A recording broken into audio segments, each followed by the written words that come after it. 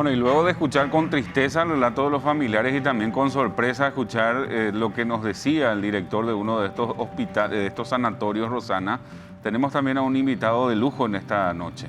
Está con nosotros el doctor Ignacio Mendoza, superintendente de salud, para ver un poco qué opinión le merece todo lo que vio y todo lo que escuchó ya en este programa. Buenas noches, doctor. Buenas noches, un placer estar con ustedes y estoy abierto a las consultas.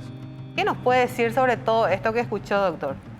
Bien, nosotros nos encargamos cuando hay desfasajes en los costos o en el no cumplimiento de los procesos médicos, ahí entramos a tallar para que los pacientes que son atendidos sean bien atendidos en base a los protocolos aprobados por el Ministerio y también a los costos.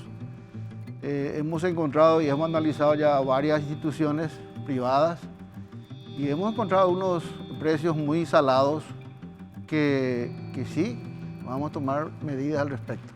Doctor, ¿un sanatorio puede pedir esta famosa entrega, este depósito que estábamos escuchando, ronda los 30, 40, 50 millones de guaraníes a familiares de pacientes? Sí, escuché y no existe nada al respecto. Lo que pasa es que salió la ley de la atención con el gasto cero y esa ley hay que cumplirla, o sea, no se puede discutir. Se atiende y después se pasa. La Contraloría exige para que se pague, se firme ese convenio, o sea, el convenio viene a posteriori. Que es particular con cada sanatorio. Así es.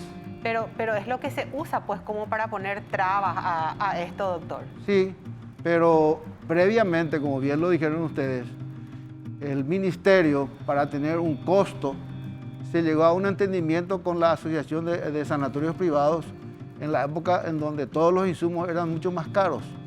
Y el tope que el ministerio iba a pagar por terapia intensiva era 13 millones de guaraníes por día. Por día. Ahí comprendía el tratamiento, el personal de enfermería, el médico de guardia e incluso fisioterapia posterior. Entonces, algunos alegan gastos excesivos o gastos superfluos que no incluyen. En esa época los costos de, sobre todo el equipo de seguridad, eran mucho más elevados. Actualmente están, creo que, mucho más sensatos y se puede hacer más fácilmente también. Por eso es que estamos analizando los estudios, los análisis mediante auditorías médicas, auditoría contable y también jurídica en ciertos casos, porque muchos hasta legalmente no están bien constituidos. En el caso de este sanatorio que le ocupó la investigación a nuestro compañero Joel Corbalán, doctor, lo que se ponía era en el medio el convenio. No teníamos el convenio con el Ministerio de Salud, por esto no corrió sobre ruedas. Ese es el argumento que puso en este caso el dueño del sanatorio, ¿verdad? Pero por lo que entendí, lo que usted dice es, ese convenio es para ponernos de acuerdo en los costos más bien. No implica hacerse de los sonsos para trabar el ingreso de un paciente o pedirle de antemano esos 40 millones de guaraníes en el marco de este régimen. Sí, por decir, se había fijado los costos, por ejemplo, 13 millones para terapia y la sala común 5 millones. O sea, eso está estipulado. Por lo tanto, no se puede salir de eso. Pero no se puede alegar ese convenio, la falta de ese convenio para decir, no, acá no cubre la ley bajo cero, porque COVID gasto cero, digo bien, porque nos firmamos el convenio con el ministerio. A eso es lo que quiero llegar. Sí, y la ley salió el gasto cero, porque en primer lugar era un tratamiento de todos los pacientes de terapia. Y como había pacientes en salas comunes, que también ya estaban con COVID, se tuvo que sacar una nueva ley para atender a todos. Y la ley se cumple, se acata, claro. No se discute.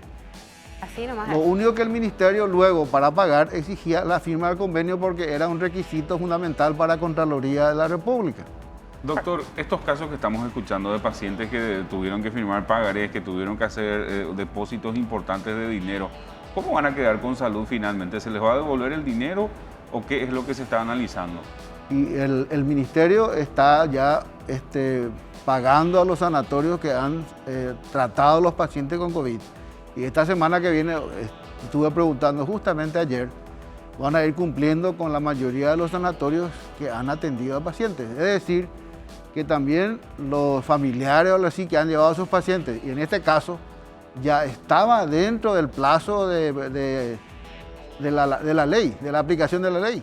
Perfectamente están. Si nos devuelven, hablaríamos de un E doble cobro. incluso en la ley claramente dice, estipula que dentro de las 24 horas el sanatorio o los familiares tienen que comunicar al ministerio para que sean metidos dentro del plan, para incluirlo en el sistema. Algo que me generó temor, decía el amigo de Rosana, el doctor Carlos Gómez, la ley tampoco nos obliga a devolver, pero esa es otra cosa. Doctor. Entonces, hablando sobre esto que también dijeron hace rato, la superintendencia dentro de sus atribuciones tiene, y salimos a hablar con un sanatorio que dijeron, bueno, nosotros nos vamos a atender y lo cerramos. Y sabemos que para cerrar una institución tiene que informar a la superintendencia y nosotros tenemos que exigirle el 30% que tiene que tener con respaldo del capital para cubrir cualquier necesidad. Doctor, entonces, al exigir eso, se quedaron calladitos. Por último, doctor, porque estamos cortos, hablabas de costos salados. El samaritano se mediatizó bastante. Usted que tiene trayectoria, me imagino que de sumario tiene alto quilate, doctor. El del samaritano, se le va a devolver la plata a la familia de Karen, esos 102 millones. La multa ha de ser alta. ¿Se cierra definitivamente o temporalmente el samaritano, doctor? No puedo comentar yo el tema del proceso del sumario porque no lo puedo hacer. Pero esta semana se concluye el sumario y se verán después en qué termina. Pero corresponde que se le devuelva la plata a la familia de Karen. Y tiene que ser. Doctor, y en ese sentido, hay incluso se habla de algunos vínculos políticos que habría entre esta gente del samaritano y algunos sectores. En ese sentido, ¿hubo algún tipo de presión también en eso? No, completamente. ¿No le visitó Salim Busarqui, doctor? No, estamos trabajando tranquilamente.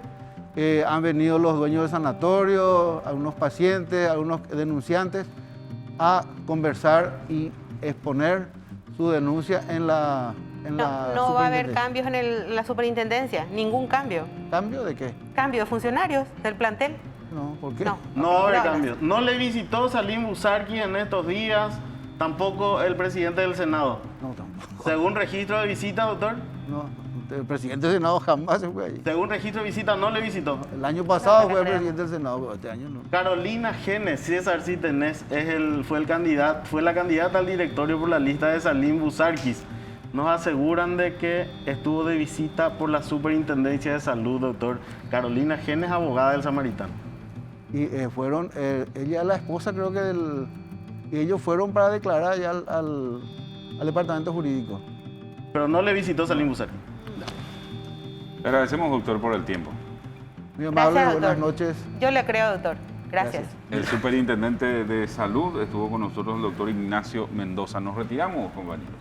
Asimismo, es un tema más que sensible, más que importante, porque parece ser que vamos a seguir con la cantaleta, como se dice comúnmente. No existe convenio. La ley prima por sobre todas las cosas, lo dijo recién el superintendente de salud. Cumplan la ley, señores. Salven vidas. Buenas noches, muchas gracias. Hasta el próximo domingo. Muchas gracias también, Col, por acompañarnos. Hasta el domingo si me invitan de vuelta. Que tengan un excelente descanso.